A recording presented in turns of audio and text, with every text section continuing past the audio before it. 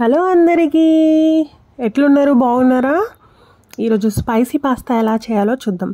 First బగోనాలో కొంచెం water, కొంచెం ఉప్పు వేసుకొని మసిలిన తర్వాత మైక్రాన్స్ వేసుకోవాలి. కొంచెం నూనె వేసుకొని ఉడకనివ్వాలి. 3 minutesలోనే బాయిల్ అయిపోతుంది. అలాగే ఇట్లా స్ట్రెయిన్ చేసుకొని పక్కన పెట్టుకోవాలి. అలాగే ఒక బుగాన తీసుకొని కొంచెం నూనె వేసుకొని కొంచెం జీలకర్ర ఆవాలు, కొంచెం పచ్చిమిర్చి, టమాటాలు, కొంచెం కొత్తిమీర, కలమాకు, అల్లం వెల్లుల్లి పేస్ట్, కొంచెం పసుపు, కొంచెం ఉప్పు, కొంచెం కారం, కొంచెం ధనియాల పౌడర్ వేసుకొని ఫ్రై చేసుకోవాలి. అలాగే vinegar, soya sauce, tomato sauce వేసుకోవాలి. దాని తర్వాత బాయిల్ చేసుకున్న పాస్తాని దాంట్లో వేసుకొని కలుపుకోవాలి. అంతే, ఎంతో సింపుల్గా స్పైసీ పాస్తా రెడీ.